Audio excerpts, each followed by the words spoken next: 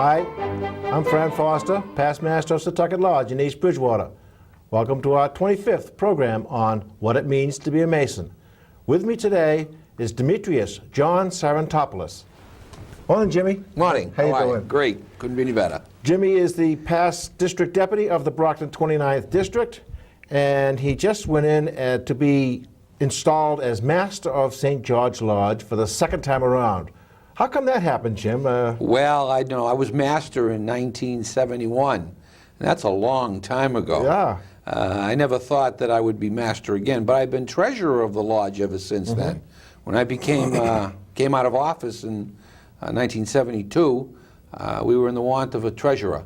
So I started to fill that particular seat, and I've been the treasurer ever since. And here it is, 1998, and I'm still the treasurer. But we developed a glitch in the line. One of our officers, a senior warden, Robert Balcom, got transferred, and he had to leave the state. And there was also a junior warden that left the state also, transfer of jobs. And that left a vacancy. And as you know, you can't be master of a lodge without serving a junior warden or a senior warden. And it wouldn't have been very proper to put somebody else in line. So he scoured the bottom of the barrel, so to speak.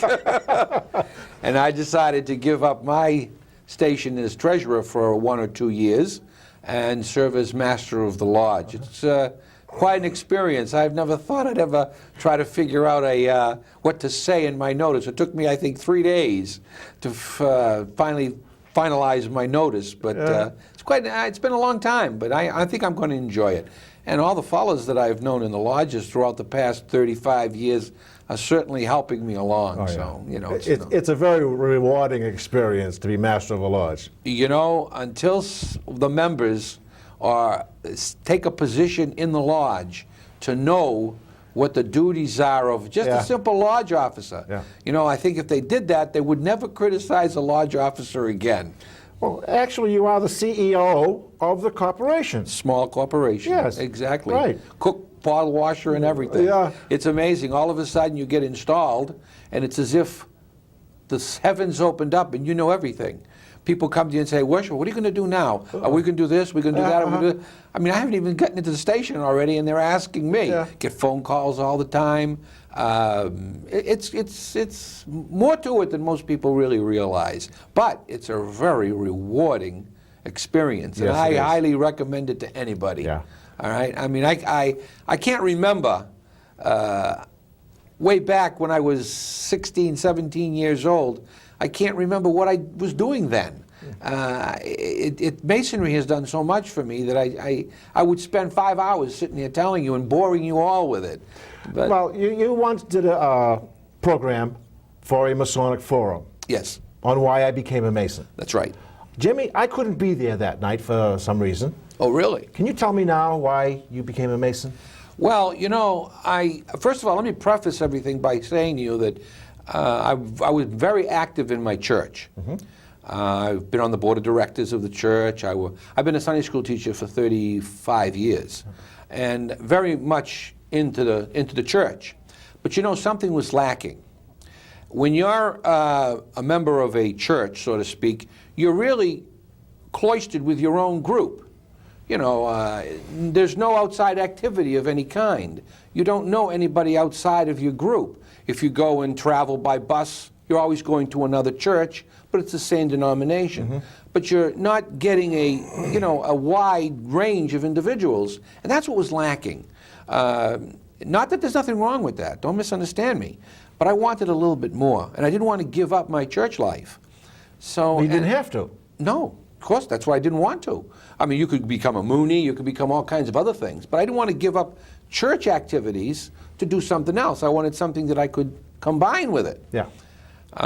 So at the time, I got married very young. I was 20, almost 21 when I got married, and my wife's the same age.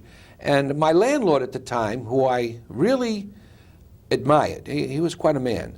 I went downstairs. He lived on the first floor, and I lived on the third floor, and to pay my rent on a Friday night. And as I paid my rent, I noticed that he had a ring on his finger. And I asked him what that ring was. It happened to be a Shriner's ring. Oh, yeah. And he said, "That's a Shriner's ring." I said, "Oh, you know, I've heard about the Shriners. What do they do?" He says, well, they do a lot of good. And he didn't elaborate. He just said they'll do a lot of good. But you have to be a Mason first before you can become a Shriner. A lot of people don't know that. No, they don't. And that's what upsets me more than anything, because I think that Masonry should be used in a lot of organizations to denote the fact that you have to become a Mason before you can be anything else. And as a result, he said to me, but you have to be a Mason. And I said, what are Masons? And he said, well, it's a fraternity, and unlike a fraternity in college, he said, and I think maybe you might enjoy it. Would you like to learn something about it? And I said, yeah, I think I would. And knowing that I admired the man to begin with, I knew that he wasn't going to lead me astray. The very next night, Didn't waste any time. No, he didn't. I was down at the lodge filling out a pre-application. And I'll tell you, even though you join the lodge, you really don't know if it's going to be what you want. And I think a lot of people, when they join a fraternity like ours, which happens to be one of the largest in the world, as you know. Oh, yeah, it's international. Oh, it's all over the world. They really don't understand what it's all about. And I wanted to find something out about it also. Well, in the process of going for that pre-application, you hear the usual things, the lodge, fraternity, they do this, they do that, but you still don't know if it's for you. And I made it quite clear to the men that I was there with. One of them was the master, and I said, Master, and they were addressing him as worshipful. I'm saying, this is something else. But they were very upfront with me. They told me, don't worry about it. It's purely, on your own volition and so on and so forth. But let me tell you something, Fran. It was the best thing I ever did in my life. I don't know what I would have done in all these years without Masonry. I have enjoyed it thoroughly. I have tried to do as much as I possibly could in the lodge. I ate it up, so to speak. Yeah. My wife has been a tremendous asset to me. She has never once ever told me, don't go, don't do this, don't do that. She's encouraged me. And as a result, in 1969, here's a funny quip. In 1969, as you know, there's a ladder in the Masonry. There's the Blue Lodge, and there's a chapter, the Council, and the Commandery. Well, it takes at the least 7 years to become a master of a lodge. Some done it in 4 and 5 years. It took me 7 years. And when I liked the lodge so much that they asked me to become an officer, and I jumped at it. And I stepped right in as a steward. And but I also joined the chapter at the same time. And the following year, I went in line in the chapter, and I became the head officer in the chapter in 1969. And when I became installed into the chapter, it was something that was put in the newspaper that I was the high priest of Setauket chapter. When I went to church that particular following Sunday, my priest at the time was Father George Stephanides, and he said to me, excuse me, what is this high priest I see in the paper? He says, I'm a priest, but I will never aspire to become a high priest. What makes you think that you're a high priest? And I laughed, and he laughed because he understood what I was saying. And I tried to tell him it's only a title, and that I'm only the president of the organization. And then, of course, there was all these titles that they put on you as you go through the line. Yeah. And they're all just titles. They don't mean anything. But in 1969, I was high priest of the chapter. In 1971, I was master of my Blue Lodge. And then I've aspired to become the illustrious master of the council and a commander in the commandery. And I've also been a district deputy, as you know, in the Blue Lodge, and a deputy in the chapter and a deputy in the council. So I think I've done about all I want to do. And now I'm around doing my thing. I think that now I can pick and choose what I want to do. And as a result, I'm here in this program today, trying to enlighten people about Masonry. Yeah. And anybody that that needs any organization to make him a better individual, it's the lodge. All right. Yes. I'm telling you right now, every one of the men that I tell, and you're one of them, that I've told them between the ages of 16 and 21, that if anybody had told me that I would be on a television program today talking to somebody about Masonry, I would have, you know what I would have told them. Yeah. It's just amazing. I was an introvert. I wouldn't speak in front of a crowd for nothing. It has helped with the personal skills of talking with people. That's right. Associating That's right. with other men. There's only one mistake I made, though. the mistake I made was that I loved the lodge so much that I devoted as much time as I could to it. You know the old rule that they say it's only one day a month. Yeah, right. Well, we have to be upfront. If you want to participate in all the things that you want to participate in, I overdid it. I'll be very truthful with you. I overdid it. A lot of people get burnt out, but I didn't. I enjoyed it. But I got involved so much that I was out of the house 6, 7 nights a week. I was so involved in it. And as a result, I have 2 sons now. One's 32, and the other one is 28. And I quipped one day and said to them, you know, one of these days I'd expect to see you join the lodge.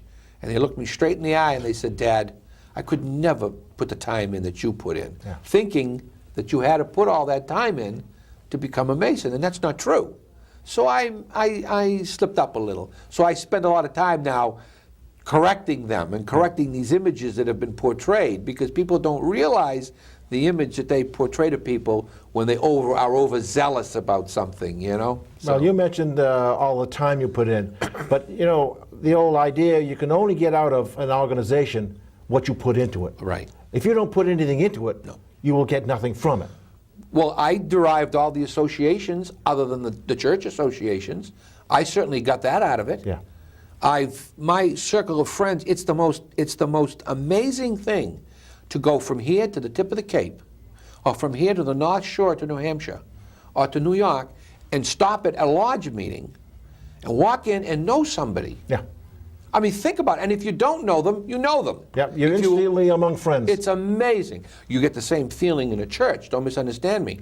But again, the church is your own group of individuals, you know? If that was the case, you'd never learn another language. Now, you mentioned when you were district deputy. Mm-hmm. Well, it is the custom of at least the top 3 officers of all of the lodges. Now, there are 8 lodges in the Brockton 29th District. Right. So it is the custom of all of the lodges, the top 3 officers, to go on these visitations with the district deputy. Right. Once in the spring for a fraternal, Right. and once in the fall for an official. Right. Well, I started, if you remember, I started going out with you Right. on your visitations. Right. And one of the past district deputies in this district says to me, I had my tux on, says, Daddy Warbucks. Oh, absolutely. And it has stuck all those years. Well, I mean, I don't want to know about the audience out there, but if you don't look like Daddy Warbucks, then nobody does. Oh, it's been an awful lot of fun. Of course, I used that so many times on visitations when I introduced you. Yeah. And I honestly thought that sometimes you might have taken offense, but you never did. No. And, you know, it's one of those things that stuck to you. But now I'm sure it's waning.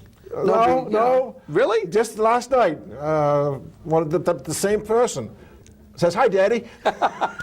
Well, I'm sorry. Oh, it's been great. I'm sure it has. But you know, can you explain to me a little bit? I know I have my own ideas. What is Freemasonry? Well, outside of the fact that it's a fraternal organization, it's a lot of things to different people. Mm-hmm. My understanding of Masonry, it might be different than yours.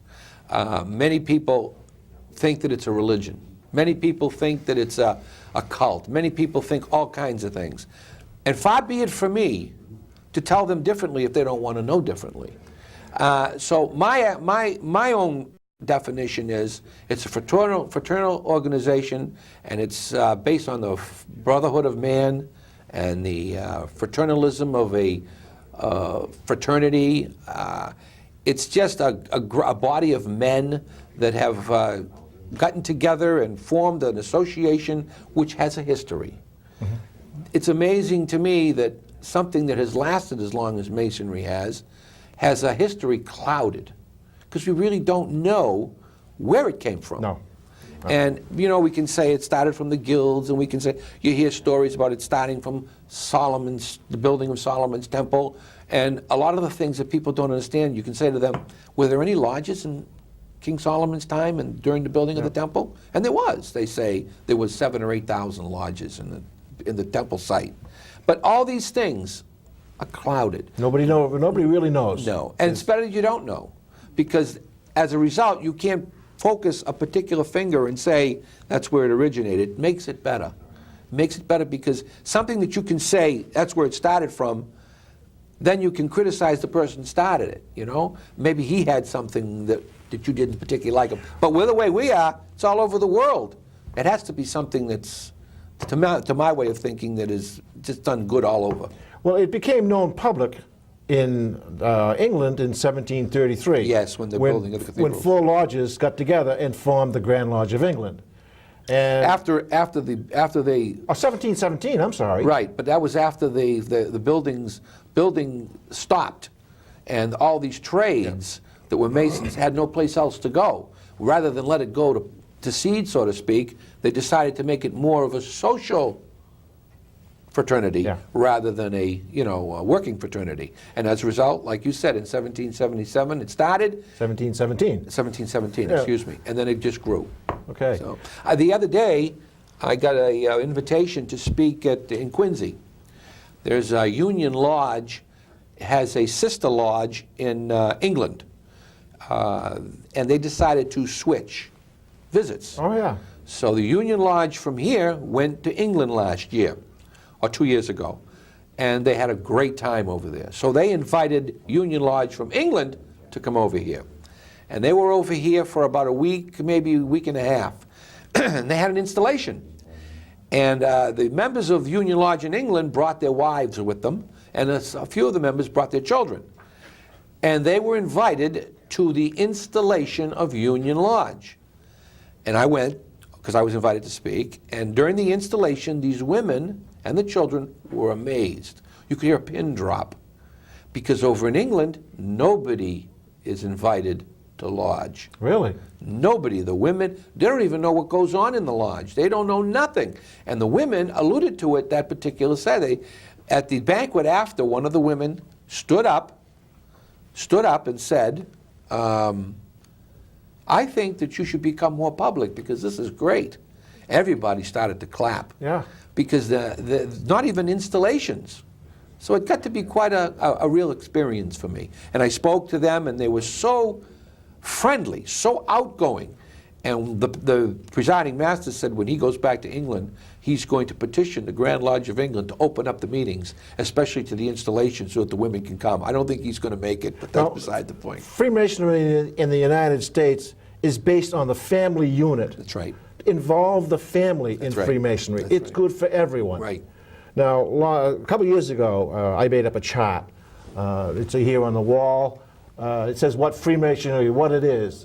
It's a voluntary association of men and with a system of moral conduct. And it's in all 50 states and all the countries Yes, in the world. this one here particularly caught my eye, Greece. Greece, yeah. It's all, in all the countries of the world.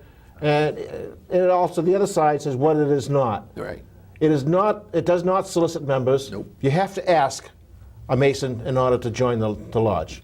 Well, we've loosened that up a little lately. Loosen it up a little, yeah. It is not insurance or benefit society, neither religion nor a creed nor a religious order.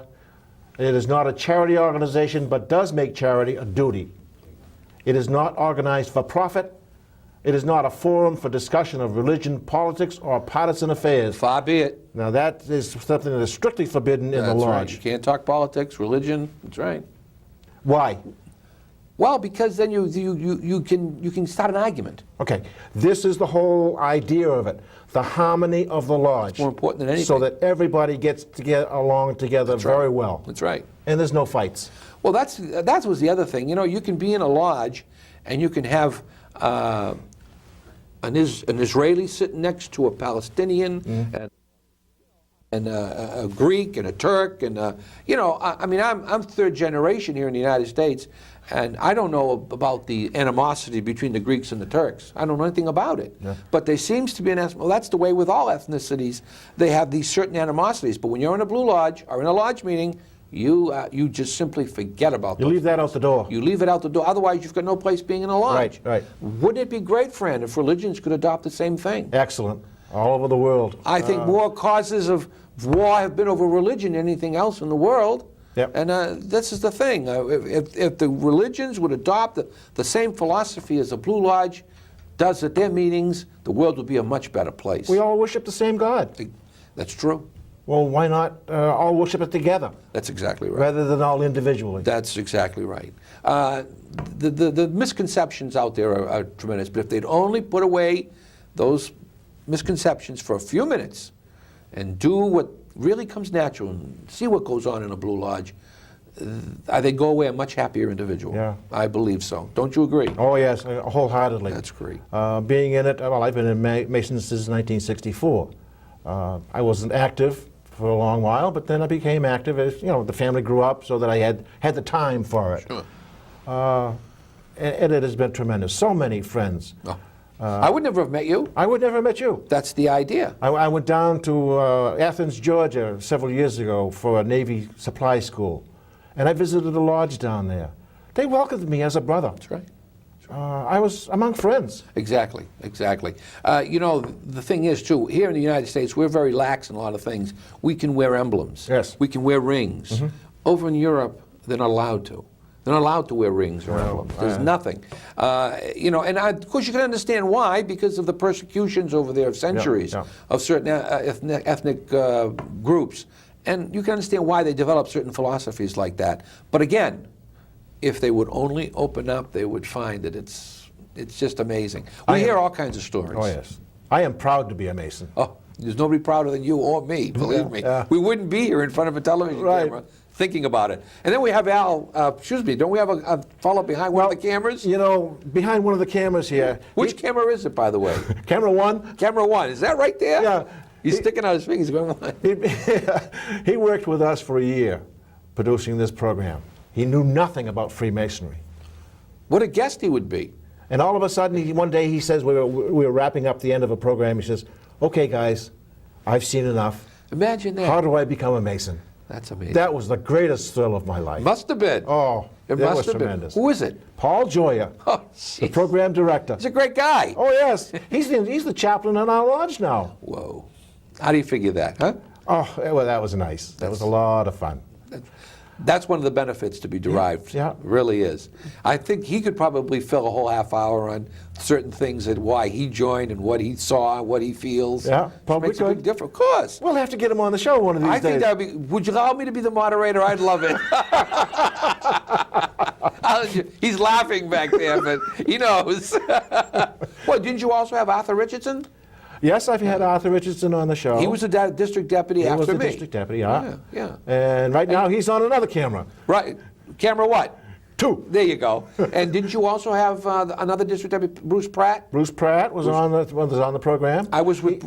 Wasn't he a master? He was a master then, though, wasn't he? He was the master, yeah. He's a man that went in a second time for his Blue Lodge. He helped them out. Yeah. Because he's done an awful lot in Masonry. yes. He's a good boy. I really like Bruce.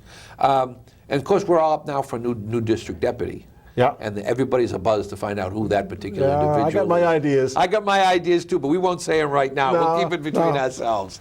We'll find out. But if anybody has any questions, ask a Mason. That's right. Or call 1-800-882-1020. That is the Actually, Grand Lodge. explain, that's the Grand Lodge, but explain how it works. Will they bring him into his own area?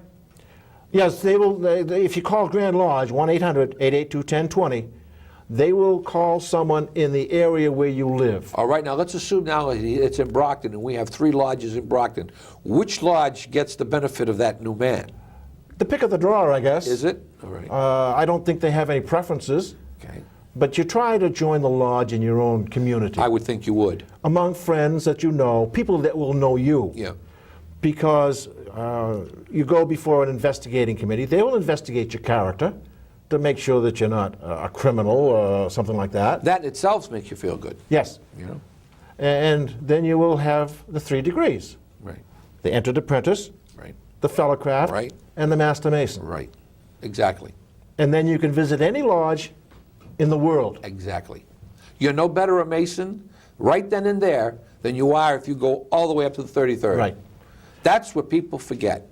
Once you become a Master Mason, a 3rd degree Yeah. Master Mason, you will never be a better Mason if you go up the whole ladder. Because the rest of it's all story. The rest of it's all education. The rest of it's all learning things about the fraternity in the distant past. One of the things that when you first enter the door, go to the door of Freemasonry, And you know. they ask, you knock 3 times, and they ask you, where were you first made a Mason? What's the answer, Fran? In my heart. Absolutely. You are a Mason in your heart before you are made a Mason through the degrees. That's right. And there's one other thing that I think that you should really, if we should bring across on this program tonight, is that even though my landlord brought me into the Blue Lodge, all those years that I went through the line and did all these things within Masonry, I thought that I was doing it to please him. Mm-hmm. And you know something, Fran? It was the wrong way to feel. Mm. Because the man, after a while, moved away. He got old. He passed away. What did I do all those things for? For who did I do them for? For you. For myself. Yeah. Exactly. To make you feel good. That's right. I cannot emphasize that more than I can right now to anybody who watches this particular program, that anything you do in Masonry, you do for yourself, to better yourself. You don't do it for any particular individual. If a man sits there and says, I became master because I wanted to become bad, they put me in line, it's not true. Because you don't do it unless you want it. Yeah. And anything you do in Masonry, you do for yourself. And I, for one, can never figure out why somebody would not want to go to Blue Lodge. We have a lot of individuals like that too. You know? Now, we mentioned the shrine earlier. Not everyone knows that every Shriner is a Mason. Right. Of course, a lot of people have heard of the Shriners and know what they do. There